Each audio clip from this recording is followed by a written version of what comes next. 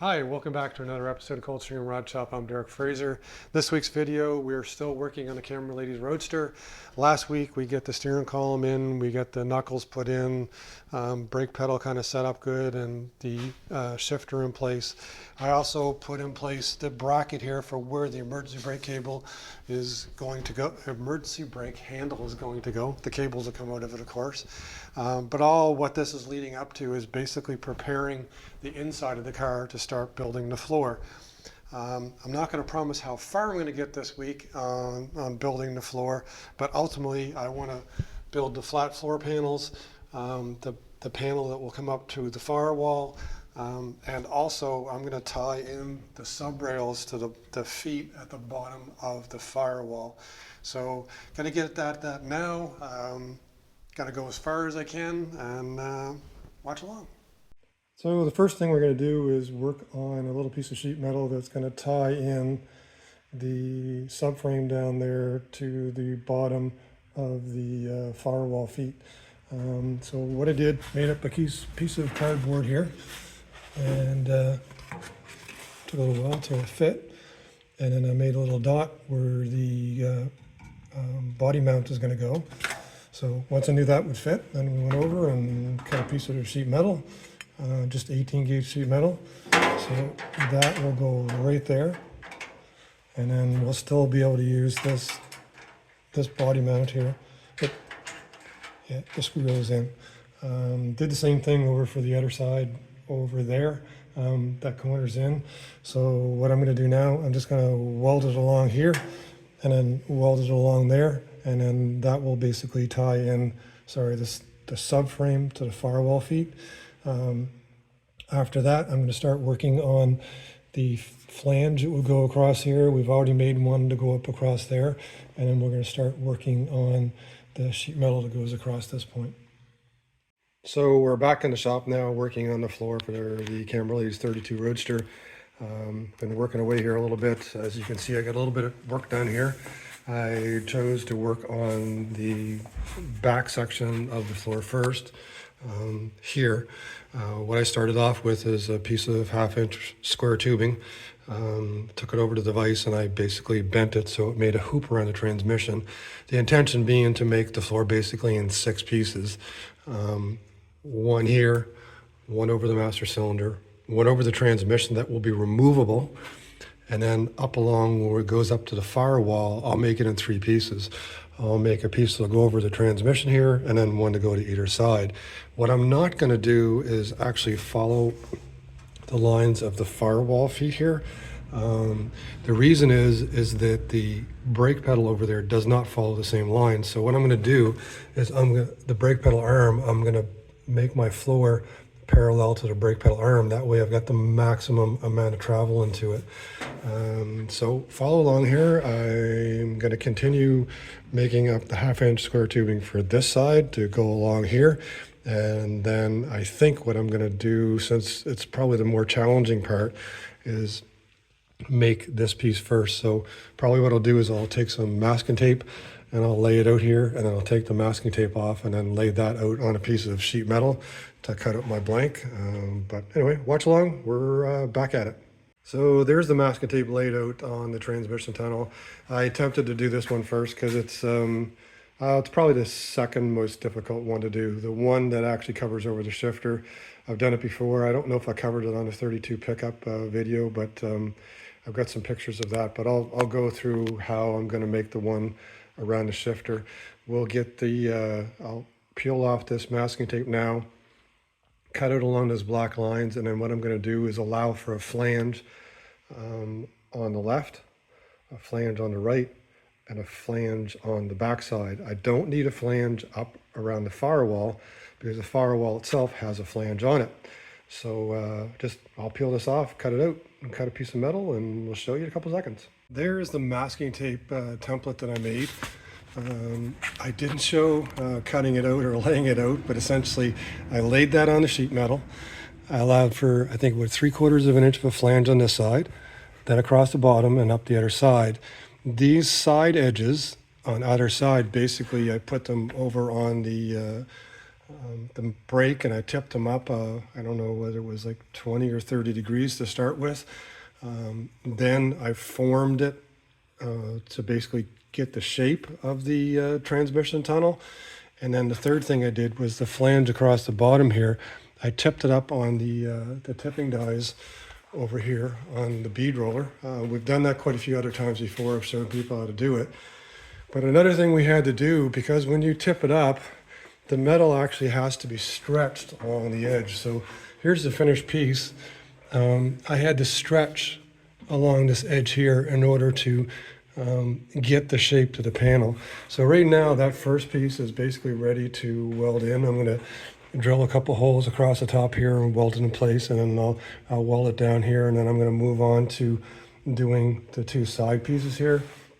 So we'll do the two side pieces, do the panels over the top of the master cylinder over there, and then the last one is going to be the one for the shifter. So we're making progress here. It's just one piece at a time. So I reconsidered whether or not I was going to do this in 6 pieces or not. I said, well, if 2 pieces on the left could be welded together, that's one less seam. So went about making some cardboard templates, as you can see there.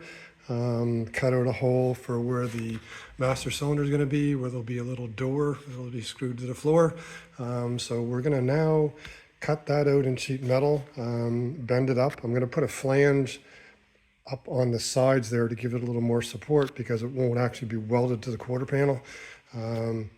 It'll be welded along the firewall and then along the supporting pieces all the way around, but not over there on the front quarter panel. So like I said, I'm going to cut that out of sheet metal. We're going to bend it up. More than likely put a couple beads into it or something to stiffen it a little bit, but given the size of it and the way it's going to be welded to the 1/2-inch square tubing, I mean, I think the beads are going to be more for looks than they are for strength, but we'll do it anyways. Anyway, follow along. Here we go. So there's the driver's side panel all done up. We've got a little opening here cut for the master cylinder, so that I'll make a little cover that'll sit in this recess portion here. I just use the step dies on the bead roller to roll this down, and then that way the cover will sit flush with the floor. I did put beads into it, like I said. It's probably not so much for needing to do it and more for looks kind of thing, but I did stretch the material on the English wheel before I rolled the beads. So basically ran it back and forth 8 or 9 times over where I was going to run the bead, and then beaded it, and then did the little X here. I didn't put anything up there for the toe board. It's going to be welded in place, and I don't think it's necessary or aesthetically necessary. I mean, everything's going to be covered with carpet anyways, but kind of want to do a nice job of this first up. And I've gone around and I've drilled some 7/32 holes along here where I'm going to weld this into the frame on the floor. So you can see up along there, it'll weld up to the transmission tunnel and then up against the firewall. Over here against the quarter panel, it's not going to be welded. More than likely what we'll do is I'm going to tap that out and I'll put seam sealer along there, so we'll seal it all up later on. I've cut a hole here for the one body mount. That's just like a little dummy screw that I put in there to mark the underside of the panel before I made it, so that will come out. And then one of those will go in there and basically hold it in place. I'll probably put like a little rubber cap over that later. So I'm going to weld this one in place, and then I'm going to do the same thing on the passenger side, which is going to be a little bit easier because I don't have to cut out the master cylinder hole. It's we'll do an extra X or something in there. But anyway, stay tuned and we'll do that one up too. There's the driver's side all welded in. And now I've made up the passenger side panel. Decided to do 2 X's, kind of try and make them look like they're made at the same time intentionally. Got all the holes drilled up there to weld it in place. So we're gonna weld that up, finish that up, and then we're on to the transmission hub. Well, so far this has basically been me showing you putting sheet metal pieces in with the same view, but that's kind of what we're working on right now. So the passenger side panel's been welded in. I've cut out a piece of cardboard right there. So I'm working on making a little transmission tunnel. Essentially what it's going to be, there's going to be an arc up at the top where it hooks into the tunnel there, and then it's going to taper down to a flat spot. More than likely going to have to maybe do some planishing and some shrinking along this flange along the back to make it sit flat. And I'm going to be adding basically 1.25 inches to this side, so there'll be a flat flange, and then over on that side 3/4 inch. So what'll happen is that this little transmission tunnel will go on there and it'll be screwed in place. So that'll allow me to take that cover off, then take the body off easily from the frame, put it back on, and then this transmission tunnel will give me access to the linkage and stuff if I need to in the future. So right now I'm going to take that piece of cardboard and then put it over there on a piece of sheet metal, start cutting it out, and then start forming the transmission tunnel. So here's the last piece on the floor. As you saw before, I took the piece of cardboard, laid it out on the metal, then allowed for a longer flange on this side and a shorter one here and then around. I didn't do any time lapse, didn't really have time. We're kind of under a little bit of a time constraint here, trying to get a video out for this week, and I'll explain later at the end of the video. This particular piece, I'm going to kind of go over there and I'm going to show you kind of what I did in order to form it, unfortunately without being able to show you. So what I did, pretend this is metal. I made a pattern here of the shape the tunnel needs to be. And then over here on the English wheel, the top wheel, I put the rubber piece in place. And then I took a small wheel here with a decent crown onto it. So with this type of setup, what this does, it allows you to impart shape to the metal without stretching it, because I don't want to stretch it and make it bigger. So essentially working this back and forth like that here, a few times until I get the shape that I wanted. So kind of just imagine that until stretched it, turned it out or whatever. And then on either side here, back over on the brake, bent it up. And even on the back piece, I had to bend it up. Now, when I bend it up, what happens, because there's an arc here, this flange needs to be stretched. So needs to be shrunk, pardon me. So when you tip it over, you've got to come along and shrink this edge, because when the arc is here, the flange is flat, but you've actually pulled the metal in this way. So over there, I'll show you again. You can see all the shrinking marks. Oh, I'll explain to you why the camera lady is sneezing at the end. But along the back here, since this is tipped up or bunched up, this flange has to be shrunk in order to get flattened. So I did this before. I've done actually this type of thing a couple times before, so it's not like it had to figure it out or whatever. So it's ready to go right now. I'm going to have to do a final trim once the emergency brake lever comes in. That should be in at the end of the week, but right now it's 99% good. I've got a couple Klecos here holding it in place, so I'm going to have to get some larger self-tapping screws there, and then once I do the final trim of these holes here, I'll go and I'll put the rest of the holes in the self-tapping screws in place. But the intention is for this piece to be removable. Everything else is welded in. I made a piece here to cover up the master cylinder, so we'll cut it out to the shape we wanted. I went over to the English wheel and I pre-stretched these grooves right here before I did them on the bead roller. You do that because otherwise it's going to be all distorted. So this material here, you kind of stretch it out so you're pulling from the material. If you pre-stretch it, then it's not going to warp this little panel. Another little thing I'll show you, I've got a little tool over there too I use for finishing these round edges when I do the beads, because when you run the bead through and then you stop it, it doesn't really give a finished look to it. So I made up a little tool out of a piece of 1/2 inch pipe.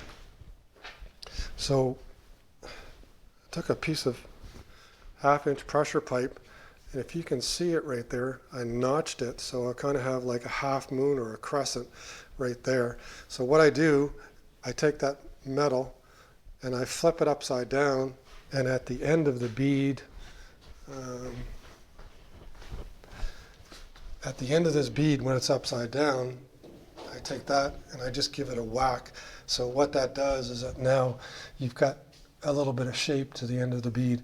It's just a little finish thing that I like to do. Oh yeah, you could do it right there. So this floor piece here, just by giving her a whack there, you could finish the end of that bead. Otherwise, when you just stop it on the bead roller, it kind of leaves it unfinished. So that's the floor on a 32.4 Roadster. Sorry there wasn't a video last week, but we actually went away to Scotland the week before Labor Day. We've been planning to do it before COVID, and we finally got around to doing it. Then, I think a day or two before we came home, somehow or other I caught a cold, which actually turned out to be COVID when I got home, so that kind of laid us up. Then the camera lady caught it after that, so we've kind of been scrambling to get this video out this week and kind of get back to normal, but we're back to normal now. We're back in the shop. We're back working on stuff. Just a little time crunch to do a video for everybody. So that's it for this week. That's why there wasn't a video last week.